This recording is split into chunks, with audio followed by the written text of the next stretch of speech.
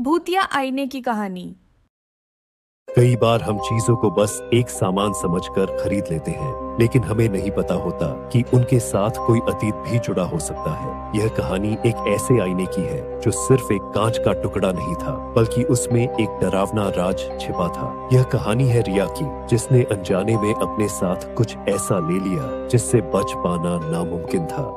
रिया एक 22 साल की लड़की थी जो पुरानी चीजें इकट्ठा करने की शौकीन थी। उसे एंटीक आइटम्स बहुत पसंद थे। एक दिन वह अपने शहर के एक पुराने बाजार में घूम रही थी। तभी उसकी नजर एक एंटीक शॉप पर पड़ी। दुकान में बहुत सारी पुरानी चीजें रखी थी, पुराने घड़ियां, पेंटिंग्स और अजीब अजीब सी मूर्तियां। लेकिन उसकी नजर एक पुराने आईने पर पड़ी। आईना देखने में बेहद सुंदर था, लेकिन उसके फ्रेम पर अजीब से निशान बने थे। ऐसा लग रहा था जैसे किसी ने उसे नाखूनों से खुरचा हो। रिया को यह आईना बहुत पसंद आया, इसलिए उसने दुकान के मालिक से उसकी कीमत पूछी। दुकान का मालिक एक बुजुर्ग आदमी था। उसने रिया को ध्यान से देखा और कहा, ये आईना मत खरीदो बेटा, ये बहुत पुराना है और इसके साथ अजीब घटनाएं जुड़ी हैं। रिया हंस पड़ी और बोली, अंकल, मुझे डराने की जरूरत नहीं है, मुझे पुरानी चीजें पसंद हैं और ये आईना मेरी कलेक्शन के लिए परफेक्ट रहेगा। बुजुर्ग आदमी ने एक गहरी सांस ली और कहा, अगर तुम्हें लेना ही है तो लो, लेकिन इसे ज्यादा देर मत देखना। रिया ने उसकी बात को मजाक समझा और खुशी खुशी आईना खरीद लिया। उसने उसे अपने कमरे में रख दिया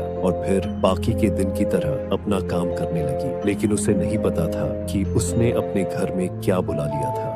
पहली रात सब कुछ सामान्य था, लेकिन अगली रात जब रिया सोने के लिए बिस्तर पर गई तो उसे हल्की हल्की आवाजें सुनाई देने लगी। ऐसा लग रहा था जैसे कोई धीमी आवाज में कुछ फुसफुसा रहा हो। उसने सोचा कि यह शायद उसका भ्रम होगा, इसलिए उसने ध्यान नहीं दिया। लेकिन जब उसने करवट ली और आईने की ओर देखा तो उसका दिल जोर जोर से धड़कने लगा। आईने में उसकी परछाई थी, लेकिन उसमें कुछ गड़बड़ थी। वह हिल नहीं रही थी। रिया ने घबराकर बत्ती जलाई और आईने में सब कुछ सामान्य हो गया। उसने सोचा कि यह उसकी थकान का असर होगा और वह फिर सो गई। लेकिन वह नहीं जानती थी कि यह सिर्फ शुरुआत थी। अगली रात फिर से कुछ अजीब हुआ। जब रिया अपने फोन पर कुछ देख रही थी तो उसकी नजर आईने पर पड़ी। उसे लगा जैसे उसमें किसी और की परछाई दिख रही हो। रिया धीरे धीरे उठी और आईने के पास गई। उसने ध्यान से देखा, लेकिन वहाँ कुछ नहीं था। लेकिन जैसे ही उसने पीछे मुड़ने की कोशिश की, उसने आईने में देखा कि उसकी परछाई अब भी उसकी तरफ देख रही थी, जबकि वह खुद पीछे मुड़ चुकी थी। उसके पूरे शरीर में ठंडी लहर दौड़ गई। उसने डरकर आईने से नजरें हटा ली और जल्दी से सोने की कोशिश की।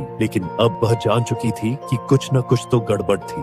रिया ने तय कर लिया था कि अगर कुछ और अजीब हुआ तो वह इस आईने को हटा देगी। लेकिन जब आधी रात को उसकी नींद खुली तो कमरे का माहौल अजीब लग रहा था। ठंडी हवा चल रही थी और उसे किसी के सांस लेने की आवाज आ रही थी। वह धीरे धीरे उठी और देखा कि आईने के अंदर एक लड़की खड़ी थी। वह बिल्कुल रिया की तरह दिख रही थी, लेकिन उसकी आंखें काली थीं और चेहरे पर एक अजीब सी मुस्कान थी।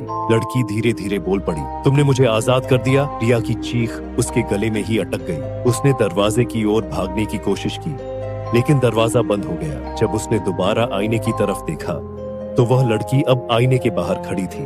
अब मेरी बारी है बाहर रहने की और तुम्हारी अंदर। रिया को महसूस हुआ कि उसके पैरों के नीचे से जमीन खिसक रही थी। उसका शरीर अचानक हल्का लगने लगा और एक तेज झटका महसूस हुआ। अगले ही पल वह अंधेरे में डूब गई। सुबह जब रिया की माँ उसके कमरे में आई तो रिया वहाँ नहीं थी, बस आईना पड़ा था और उसमें अब भी एक परछाई थी जो अंदर कैद हो चुकी थी। अब सवाल यह था, क्या रिया बच पाएगी? जानने के लिए देखें आईना पार्ट 2। अगर आप सोच रहे हैं कि रिया की कहानी खत्म हो गई तो आप गलत हैं। असली खेल अब शुरू हुआ था। आईने के अंदर क्या था और क्या रिया वापस आ पाएगी? यह जानने के लिए देखें आईना पार्ट 2। पार्ट 2 में कहानी को और डरावना और रहस्यमयी बनाया जाएगा, जिसमें आईने की सच्चाई और रिया की लड़ाई दिखाई जाएगी। अगर आपको पार्ट 1 पसंद आया तो कमेंट करें और पार्ट 2 जरूर देखना। आईना पार्ट 2 जल्द ही।